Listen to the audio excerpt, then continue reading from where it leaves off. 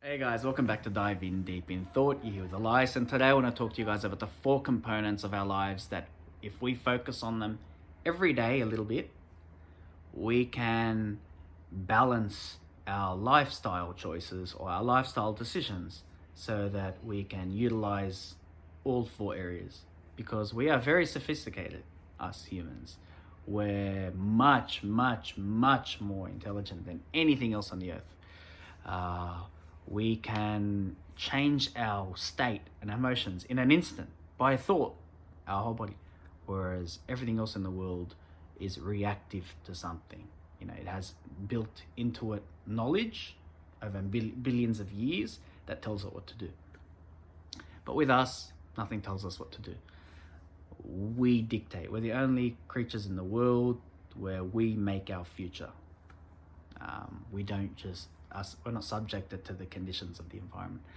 So the four aspects that I want to talk to you guys about is the spiritual, emotional, mental, and physical. So it's SEMP, S-E-M-P. That's the acronym I'm going to make up so that you remember SEMP. Okay, this is what I got to remember, and this is what I can focus on. One aspect each. So let's start with the spiritual, since it's the hardest. They're the hardest to the easiest. So the spiritual is you're putting faith in something bigger than you. You're telling yourself, okay, it's not just what I see, it's beyond what I see. And in order to elevate yourself to that point, you need something that pushes you there. You never really get somewhere by just accepting it. So the trials and tribulations that we have in life are going to help you get to that higher level. That's why there's suffering. That's why there's pain. That's why there's love. That's why these emotions have taken place, so that we can dig into deeper and get to sort of like an insurance policy for our lives. And in order for us, or to have insurance for your car, don't you pay it on a regular basis in the good times so that when the bad comes, there's that backup, there's that peace of mind. And that's usually the insurance company that says, you know what, you've been good to me over the years, I'm going to bail you out. And that could save you a dramatic amount of money. So the insurance policy of life is basically putting in these little investments to build your spirit so that when a very bad event happens, you have that policy that you can turn to and say, well, I'm not going to let this defeat me, from a financial point of view, whatever, from any aspect point of view. I'm going to overcome my problem because I've done the work every day to build my spirit so that when I do get to a really bad situation, for whatever reason, whether our environment changes on us, something happens tragically to our family, or something really, really good happens and you don't know how to deal with it and you need some control in your life. So you turn to that spiritual side. The spiritual side generally focuses on the others. If you focus on your spiritual side, all the others get covered. The spiritual and the emotional work hand in hand. They're almost tied in. And then the mental, and then the physical. So the spiritual side is very, very important. So you can practice faith, practice meditation, just practice silence. Silence is very, very powerful. If you just declutter your mind and sit in silence and just figure out where your thoughts are going, what are the dominant thoughts? What's actually controlling you without all this super stimulus around you that's distracting you? What are you really being driven by? What type of deep thoughts? Ponder on that. Ask yourself, am I living out my ideal spiritual side, which is the non-physical? But it's very, very powerful. So it's like an insurance policy for your life. So that's the spiritual. The next is the emotional. The emotional is being able to see a situation, firstly from a subjective point of view, because that's how you perceive everything, but then calming yourself down and then saying to yourself, what can I take from this experience? How can I wrestle with this certain event or action that's happening, and what am I really getting from it? on a deeper level than just understanding it at face value. Try to connect. Try to be present. So this is all about presence now. So you've got the spiritual, which is, you're getting in a present moment. But this is about absorbing the daily activities and not just seeing them for these menial tasks that you do, but connecting with them. Being one with what you're doing. Finding the true value of your work, or how you treat people, or when people talk to you, how are you responding? Are you being rude, ignorant, judgmental? Or are you having that lower, those lower emotions, or are you having the higher emotions of gratitude and a sense of completeness and a sense of fulfillment, and you want to help people? That's an elevated emotion. And the spiritual side will feed into that. So the spiritual side will help your emotional state, because when you're being spiritual, you're more aware. When you're more aware, you're more responsive. By being more responsive, it should touch you more. You're not being this cold, very shallow, at face value person. You're connecting. You're being one with the person and the environment. And it's beautiful. The emotions will run rich, and they'll run really deep. With people, with experiences, with nature, with everything. So the emotional is being able to take in information. M is mental, our mind. So our minds are very, very powerful. Too powerful. They're even too powerful for us. We need to be able to control them. When we give our mind tasks that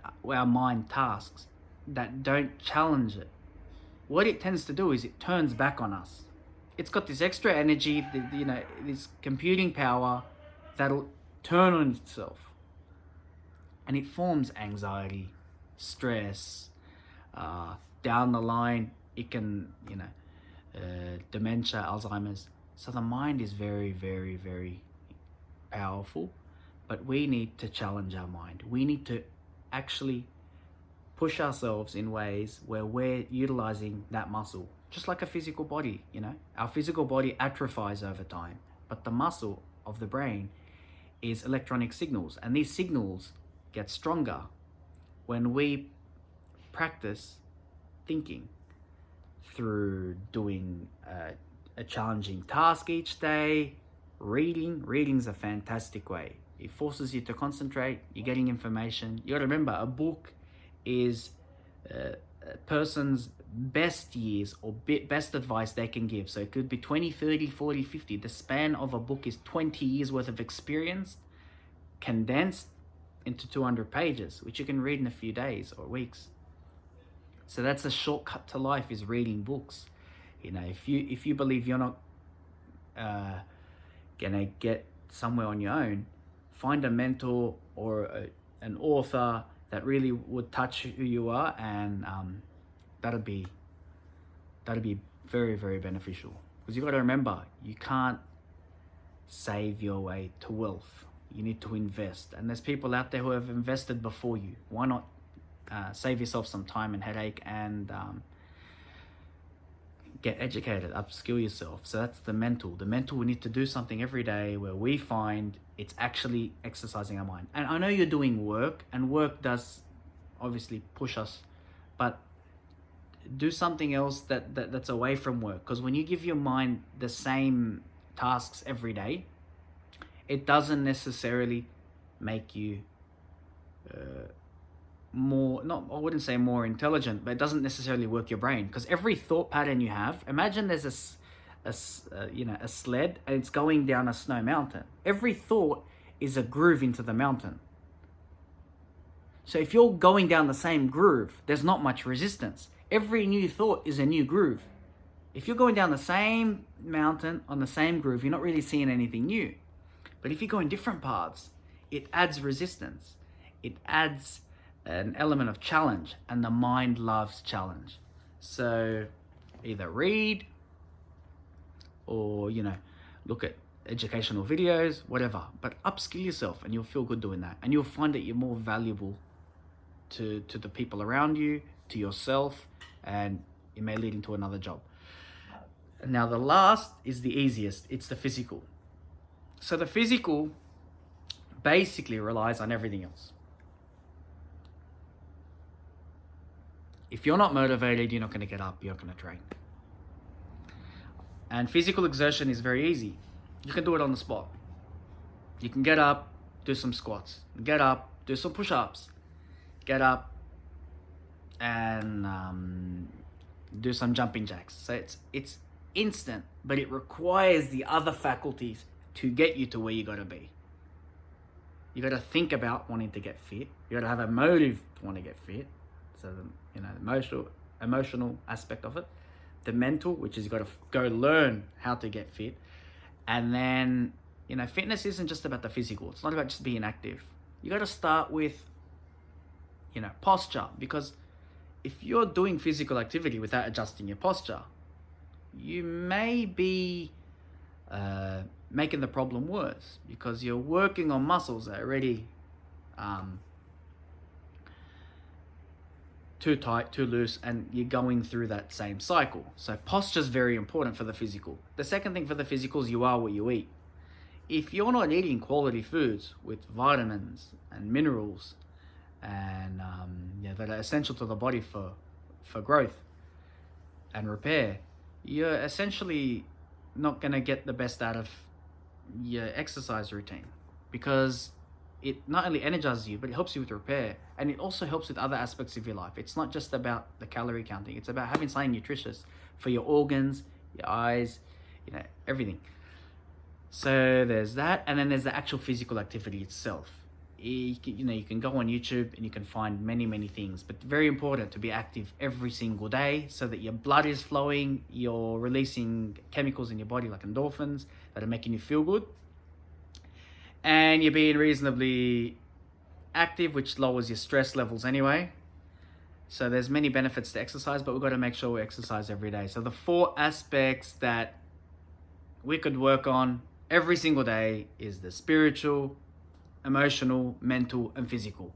And you're probably thinking that you've got them all covered. Well, step them up a bit more. So, if you're already doing that and you've got enough time with the spiritual, ramp it up. So these are the 4 aspects I just wanted to talk to you guys about. I'll do more videos about these, one video dedicated to each one to go into it a bit more depth if you need a bit more knowledge on it. But all in all, I hope the message is out there that we've got 4 parts to who we are, not just the physical. So most of us focus on the physical, which damages the other 3. A lot of us focus on, maybe just the spiritual, and it damages the other 3. So it's all about keeping 4, because we're very complex, we're very unique, we're very powerful people, and you're very powerful. And I hope that you can work on these 4 areas to elevate who you are, to be the best version of who you can be. And thank you for listening. If you believe someone can benefit from this, please like, subscribe, and share to your friends. Thanks, guys. See you.